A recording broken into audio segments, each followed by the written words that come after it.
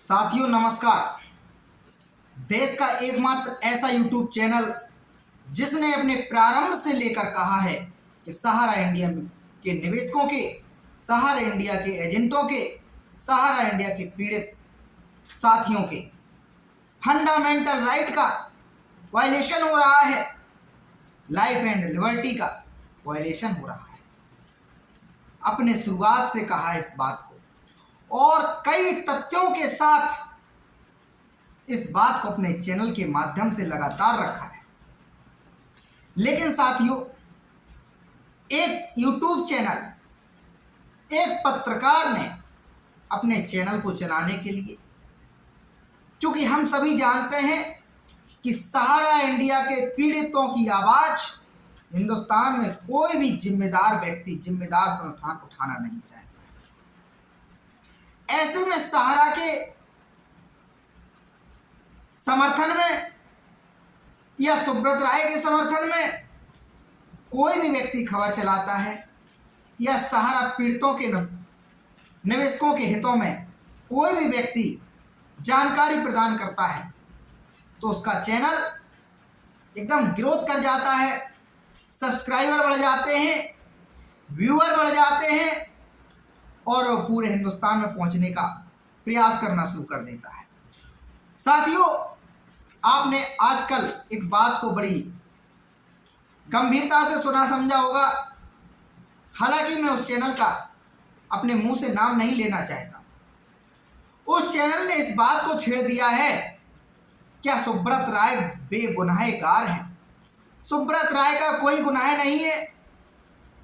उन पर जो आरोप लग रहे हैं तमाम सारे अपराधों के, वो सब बेबुनियाद हैं।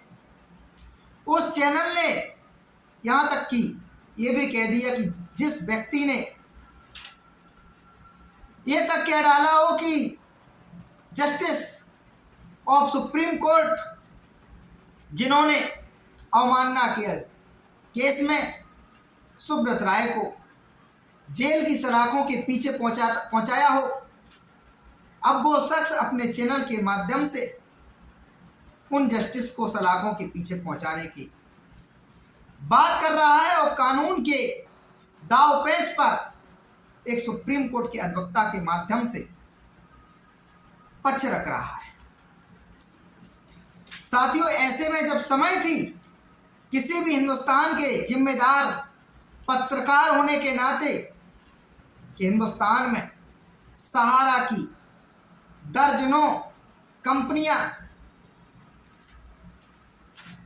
जो सहारा के निवेशकों का लगातार उत्पीड़न कर रही हैं और उनके अधिकारों से उनको वंचित कर रही हैं, उनके अधिकारों को सुरक्षित करने के लिए सरकार के साथ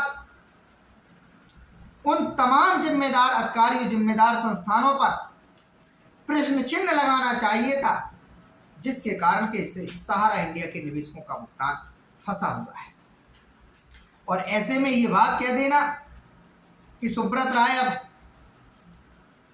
का जो मानहानि हुआ है अवमानना के केस में, सुब्रत राय को 6 महीने से अधिक का कारावास से अधिक का जेल में रखा गया और उससे देश के निवेशकों को एक दूसरी तरफ ले जाने का प्रयास करना, जिससे वो इस मुद्दे पर अपना ध्यान हटा सकें, जो इस समय हिंदुस्तान के सहारा के पीड़ित निवेशक लगातार प्रधानमंत्री कार्यालय से लेकर सेंट्रल रजिस्ट्रार से लेकर वित्त मंत्रालय, कंपनी मंत्रालय तक अपनी इस शिकायत को भेज रहे हैं कि सहारा इंडिया परिवार जिस संस्थान का नाम है, उसके जो विवादों का क्रम है सरकार की एजेंसियों से थमने का नाम नहीं ले रहा।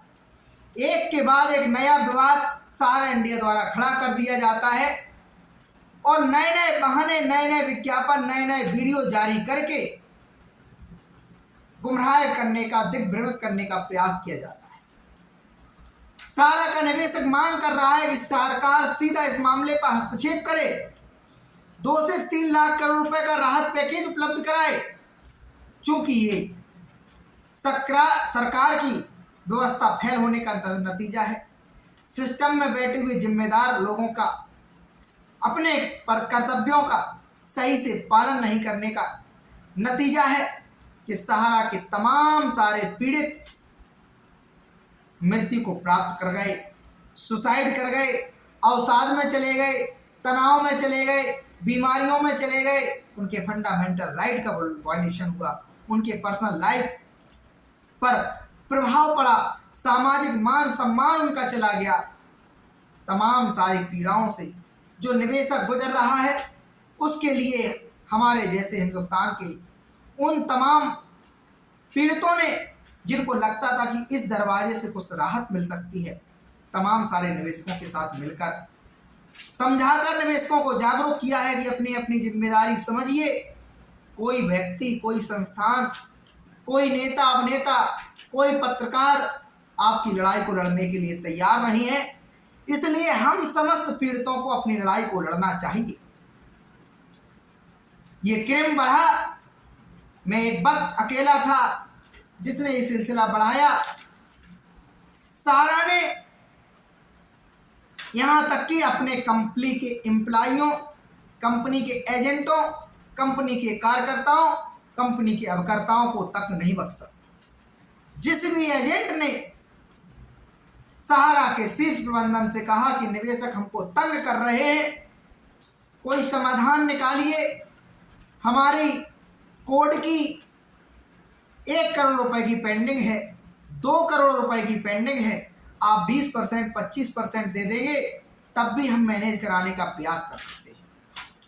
लेकिन हुआ क्या हुआ, उस एजेंट को, उस कर्मचारी को, उस कार्यकर्ता को धमकाया गया, डराया गया कि आप फंड की मांग करते हैं, आपको शर्म नहीं आती है, विवाद कितना गंभीर चल रहा है सरकार के साथ, आपको और निवेशकों से पास पैसा लाने का प्रयास करना चाहिए। आप मार्केट से पैसा कलेक्ट करके लाए थे, तो अब जब आप कल लेकर आए थे तो आज भी लेकर आ सकते हैं। जो नया पैसा लेकर आए उसे पुराने निवेशकों का भुगतान। जब सहारा के शीर्ष प्रबंधन के अधिकारियों का ये दुस्साहस बढ़ता चला गया, तमाम सारे एजेंटों ने कंपनी के खिलाफ मोर्चा खोला। जब कंपनी के खिलाफ सोशल मीडिया पर लिखा, सोशल मीडिया पर वीडियो पोस्ट किए, स्थानीय सांसदों, विधायकों से अपनी पीड़ा को सदन में, संसद में उठवाने के लिए आवेदन दिए, जब सेबी को, सेंट्रल रजिस्ट्रार को, सहकारिता मंत्रालय को, तमाम सारे और अन्य विभागों को संपर्क साधा, तो सहारा के एजेंटों के साथ सिर्फ डराया नहीं गया, धमकाया नहीं गया, उनकी एजेंसीज को सीज कर दिया गया। उनके सहारा इंडिया के स्थानीय कार्यालय परिसर में आने जाने पर रोक लगा दिया गया। अखबार में एक सार्वजनिक नोटिस चस्पा कर दिया गया कि इस एजेंसी की, इस कार्यकर्ता की एजेंसी को टर्मिनेट कर दिया गया है, सीज कर दिया गया है। उसके कमीशन को रोक दिया गया, उसके फ्यूचर फंड को रोक दिया गया, उसको अगली पीढ़ी तक के सुनहरे जो सपने दिखाए थे, एक पल में उसको जमींदोज कर दिया गया। ऐसे में एक पत्रकार इस मुद्दे से हिंदुस्तान के निवेशकों को भटकाए, सहारा पीड़ितों को भटकाए कि सुब्रत राय के फंडामेंटल राइट का वॉयलेशन हुआ है, अवमानना के केस में 6 माह से ज़्यादा उनको जेल में रखा गया है। अरे सुब्रत राय पर ये कहिए, श्री सुब्रत राय का वो जलवा है हिंदुस्तान के अंदर, वो व्यक्ति इतना सुपर पावर है कि किसी भी सरकारी एजेंसी को, सरकारी विभाग को डराने का, धमकाने का, गुमराह करने का मादा रखता है, बड़े बड़े वकीलों की फौज खड़ा कर सकता है। वो व्यक्ति बार बार एम्बार्गो लगा होने के बावजूद भी बड़ी बड़ी पार्टियां कर सकता है, करोड़ों रुपए पानी की तरह वितरित कर बर्बाद कर सकता है निवेशकों की। वो व्यक्ति झूठे विज्ञापन जारी करने की क्षमता रखता है, वो व्यक्ति लगातार झूठे वीडियो जारी करने की ताकत रखता है, और उसके खिलाफ दर्जनों सैकड़ों मुकदमे दर्ज होते हुए भी सिंगल मामले में अभी तक गिरफ्तार नहीं किया जा सकता। उस व्यक्ति के पर सीधा सीधा हिंदुस्तान के ना जाने कितने वो लोग जो अपनी तनाव में परेशानी में आकर मौत को गले लगाए गए, सीधा उन लोगों ने सुब्रत राय को जिम्मेदार माना। तो 3 से 6 आईपीसी के तहत ना जाने कितने मुकदमे लिख गए होंगे इस देश के। हम सभी जानते हैं ये गैर जमानती अपराध है, हम सभी जानते हैं संज्ञेय अपराध है। संज्ञेय अपराध में यदि किसी व्यक्ति के खिलाफ मुकदमा पंजीकृत हो जाता है, विवेचना तो बाद में होती है, लेकिन उसकी तत्काल गिरफ्तारी तय हो जाती है।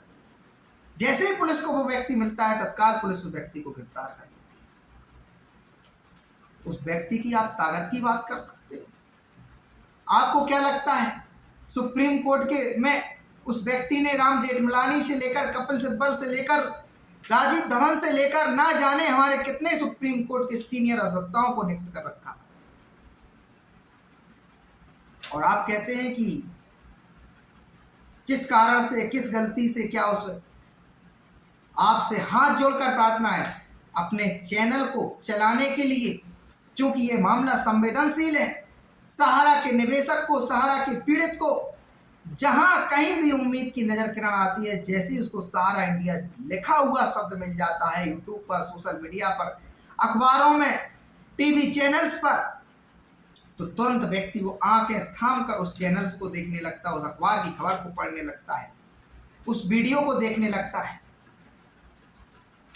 तो आपसे मेहरबानी, आपसे उम्मीद है कि आपको लड़ना है तो सहारा के निवेशकों के हितों के लिए लड़िए। आपको अंदर की गहराई का शायद अभी ज्ञान और बोध नहीं है कि सहारा इंडिया परिवार ने ऐसा कौन अपराध नहीं है, ऐसी कौन सरकार की एजेंसी नहीं है जिसके कानूनों को माना हो, तमाम सारे कानूनों का उल्लंघन किया। क्या हिंदुस्तान के लाखों लाख लोग जो शिकायत वो भेज रहे हैं, क्या वो फर्जी हैं? नहीं है साथी। कौन नहीं जानता है सुप्रीम कोर्ट के सिर्फ आदेशों का उल्लंघन नहीं किया गया साथी। सेबी के पास जिस सेबी के पास पावर थी, और आज साबित हो चुका है सहारा रियल एस्टेट और सहारा हाउसिंग को, सेबी के ट्रिब्यूनल ने भी इस बात को माना है कि सेबी के पास रजिस्टर्ड होना चाहिए था इन दो कंपनियों का। हाई कोर्ट ने भी माना है, इसके बाद सुप्रीम कोर्ट ने भी माना है। इसके बावजूद भी आप कहते हैं क्या गुनाह किया? वहां सुधार की गुंजाइश थी सहारा समूह के पास। पहले एक छोटा अपराध किया, फिर बड़ा अपराध किया, और अपराध पे अपराध सहारा समूह करता चला गया, और जिसके आज लगातार आरोप लग रहे हैं। मैं एक निवेशक होने के नाते कहता हूं, सिर्फ ये मैं आरोप नहीं लगा रहा। गली चौराहों में जाइए, अगर आप ईमानदार और स्वच्छ छवि के पत्रकार हैं तो अपना माइक, अपना आईडी लेकर जाइए, गली गली में घूमिए, देखिए उसके सर्टिफिकेट से किस प्रकार का छेड़खानी किया गया, कैसे धोखेबाजी की गई, कैसे एक कंपनी का पैसा खुदरा क्षेत्रीय कंपनी में लगा दिया, और वहां सहारा रियल एस्टेट और सहारा हाउसिंग से कहा सहारा क्यूसॉप में लगा दिया। उस क्यूसॉप में धोखा किया गया। मार्केट के अंदर एक खुदरा व्यापार में सहारा ने उतरने का वारदात किया। ना जाने कितने सारे एजेंसीज को, डिस्ट्रीब्यूटर को नियुक्त किया। पूरा हिंदुस्तान जानता है उन लोगों के साथ सिवाय छलावे के अलावा कोई काम नहीं किया। आप करते हैं सहारा इंडिया के सुब्रत राय की आपको हमदर्दी लग रही है। यदि सच्चाई में लड़ना है तो गली गली में हिंदुस्तान की जाइए, और उन पीड़ित निवेशकों की, मैं कहता हूं आपका चैनल दिन रात तरक्की करे, दिन रात सब्सक्राइबर आए, लेकिन सच को उठाना सीखिए। जिस व्यक्ति पर इतने सारे अपराधों के आरोप हों और उस व्यक्ति की फंडामेंटल राइट की बात करना, कम से कम एक जिम्मेदार और खासकर जो मानवीय व्यक्ति होगा उसका प्रथम दृष्टा यही मानना होगा कि जन समूह जो बात कह रहा है वही सच है। और जन समूह कह रहा है कि सहारा इंडिया के द्वारा धोखे पर धोखे किए गए, तमाम सारे इंसेंटिव, तमाम सारे लकी ड्रा के वादे किए गए, तमाम सारे लोन, तमाम सारा मृत्यु बीमा सहायता राशि, ना जाने कितने प्रकार के प्रपंच रचे गए। यहां तक कि जब क्यूसॉक को एक सहारियन स्कीम में कन्वर्ट किया गया तो पॉइंटों का खेल खेला गया। मान लीजिए किसी निवेशक का सर्टिफिकेट 10,000 रुपए का था क्यूसॉक के अंदर, उससे कहा गया कि आप इस स्कीम में चले जाइए, आपको 8 दिन तक का ब्याज मिल जाएगा, और चूंकि कंपनी का विवाद चल रहा है इस कारण से आपको भुगतान में डिले है, तो आगे चलकर हम आपका भुगतान ब्याज समेत कर देंगे। इस स्कीम में हमने और ज़्यादा ब्याज और ज़्यादा रिटर्न का वादा क्या किया उस 10,000 के सर्टिफिकेट के साथ। 10,000 के उस सर्टिफिकेट को जब ब्याज सहित दिया तो 2 सर्टिफिकेट छाप दिए। एक सर्टिफिकेट तो 10,000 का रहा, एक सर्टिफिकेट में पॉइंट छाप दिए और कहा ये पॉइंट हमारा 100 रुपए का है। इस प्रकार के धोखे किए गए। इसके अलावा चूंकि साथियों वीडियो ये 25 मिनट से बड़ा नहीं बनाना है हमें, तो इसलिए एक बात और चलते चलते रखना है कि सहारा इंडिया की सोसाइटियों के निवेशकों के जो भुगतान सेंट्रल रजिस्ट्रार को करना है, उसकी जो राशि निवेशकों तक पहुंचानी है, अभी तक तय नहीं हुआ है। अभी तक वो प्रक्रिया चल रही है। 1 महीने होने को है। 29 मार्च को सुप्रीम कोर्ट ने आदेश किया था सरकार को, सेबी को, सेंट्रल रजिस्ट्रार को कि 5,000 करोड़ रुपए सारा सिविल रिफंड अकाउंट से इसमें हस्तांतरित कर लिए जाए सेंट्रल रजिस्ट्रार के लिए, और सेंट्रल रजिस्ट्रार निवेशकों के भुगतान कर। 18 विभागों की हमने शायद बैठक बुलाई थी। उस पर मैंने प्रथम दिन से कहा, जब से हमारी सेंट्रल रजिस्ट्रार कार्यालय से बात हुई, जब से सेंट्रल रजिस्ट्रार कार्यालय को जो हमने शिकायत भेजी थी, उस पर हमें जब से जानकारी मिली, तब से हमने कहा कि शिकायतें भेजना अलग विषय है और भुगतान मिलना अलग विषय है। यदि आप शिकायतें भेज रहे हैं तो बिल्कुल भेजिए, आज भी भेज सकते हैं वो शिकायतें। उन शिकायतों को सरकार के पास एडमिट किया जाता है, वह कायदा उसका सॉल्यूशन ढूंढने का प्रयास किया जाता है, और जो दावे की प्रक्रिया है, जो क्लेम की प्रक्रिया है, उसके लिए सरकार पोर्टल बनाने जा रही है। यहाँ तक कि मेरा यह मानना है कि सरकार अखबारों के माध्यम से निवेशकों को सूचना देगी कि आपके भुगतान इस डेट से इस प्रक्रिया से प्रारंभ होने जा रहे हैं। तो आपको ओरिजिनल सर्टिफिकेट की जिस भी पते पे बताना जाए उस पर भेजना होगा। चेक के माध्यम से सरकार चेक देगी या आरटीएस करेगी, किस प्रकार से आपकी बैंक डिटेल लेगी, पोर्टल पे क्या ऑनलाइन की प्रक्रिया रहने वाली है, बहुत जल्दी सामने आ जाएगा। चूँकि सरकार पर बहुत दबाव है, सेंट्रल रजिस्ट्रार बहुत हाल ही में वित्त मंत्रालय से भी खबर आई थी कि निर्मला सीतारमण जी ने ये प्रक्रिया तैयार कर रहे हैं, कैसे भुगतान दिलाने हैं। मीटिंग्स की गई थी अधिकारियों के साथ, तो इसलिए विचलित नहीं होना है।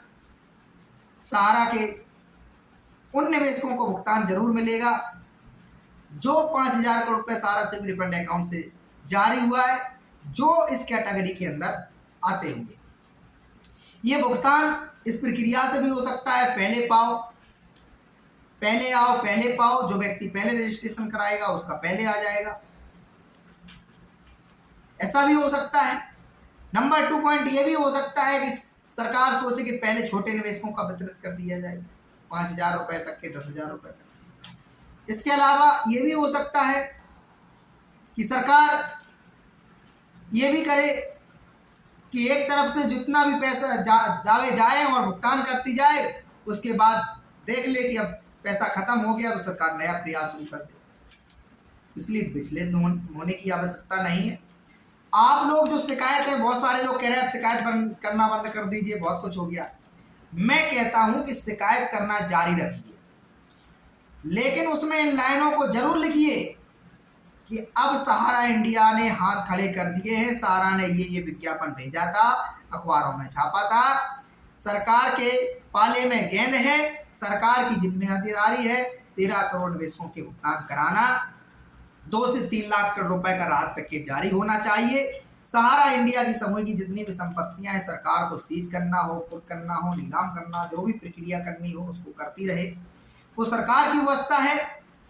अब सरकार यदि चाहती है कि जनमानस की सुरक्षा हो, लोगों के फंडामेंटल राइट की सुरक्षा की जा सके, उनके लाइफ एंड लिबर्टी को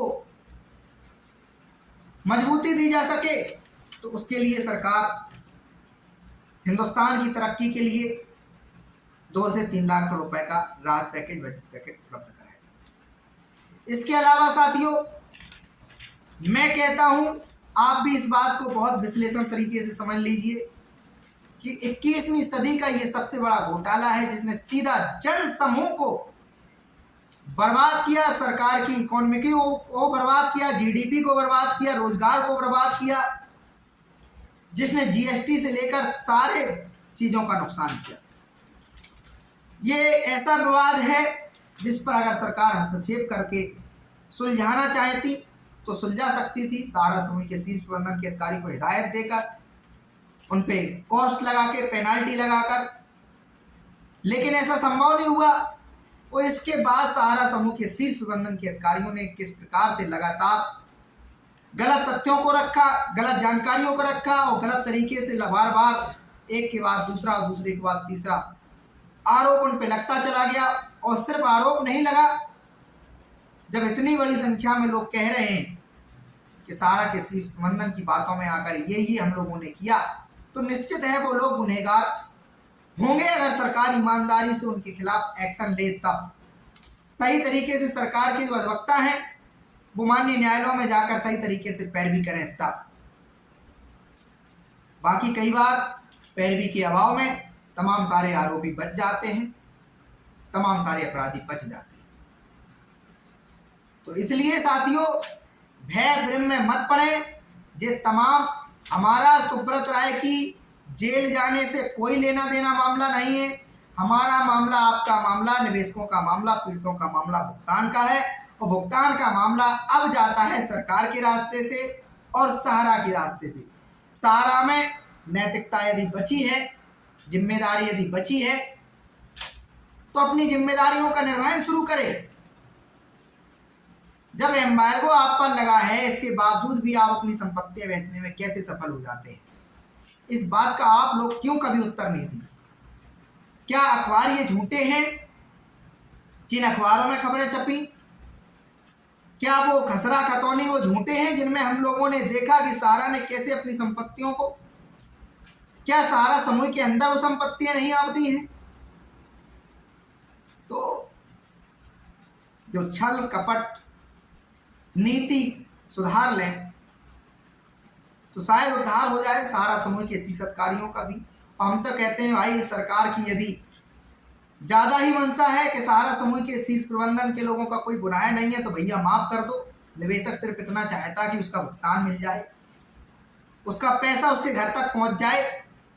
निवेशक सिर्फ इतना चाहता है, उसका जो सामाजिक जीवन तहस नहस हो रहा है, ताना बाना उसका बिगड़ रहा है, वो सुरक्षित हो जाए। अहंकार सहारा समूह का शीर्ष प्रबंधन का ले डूबा, ये भी बात सच्चाई है। गलतियों को सुधारा जा सकता था, ये भी बात की सच्चाई है। तो साथियों, मैं कह रहा हूँ, इन तमाम सारी चीज़ों से जो हम देखते हैं, अपना चैनल उठाने के लिए इतना लंबा चौड़ा वीडियो बना के और एक अधिवक्ता के साथ बैठ कर के लंबी डिबेट कर देते हैं। इतनी अगर लंबी डिबेट करते तो निवेशकों के हितों के लिए कर लेते तो ज़्यादा अच्छा होता, सोसाइटियों के निवेशकों के लिए कर लेते तो ज़्यादा अच्छा होता। इस बात के लिए कर लेते कि सरकार अपने पास से 2 से 3 लाख करोड़ रुपए की मदद उपलब्ध कराए निवेशकों के लिए, तो ज़्यादा अच्छा होता। तो साथियों, तो आपको बहुत ज़्यादा गुमराह नहीं होना है। धैर्य रखिए, लड़ाई जारी है, संघर्ष जारी है, प्रयास जारी है। और इस प्रयास में आप बस मदद करते रहिए। सोशल मीडिया पर वीडियो पोस्ट कीजिए, ट्विटर पर जाकर सरकार को टैग कीजिए, पत्राचार कीजिए वित्त मंत्रालय के साथ, प्रधानमंत्री कार्यालय से। उनसे कहिए कि मामला इतना वर्षों से लंबित है, सरकार कर क्या रही है, लोग मर रहे हैं, इसके बावजूद भी सरकार कार्रवाई पे कार्रवाई करती चली जा रही है, जिसका निष्कर्ष नहीं निकल रहा। तो निष्कर्ष निकालो और इस निष्कर्ष पर पहुंचो कि सरकार भुगतान करेगी किसी भी कीमत पर, जनता के साथ अन्याय नहीं होने देगी किसी भी कीमत पर। इस मुद्दे पर पहुंचिए। धन्यवाद।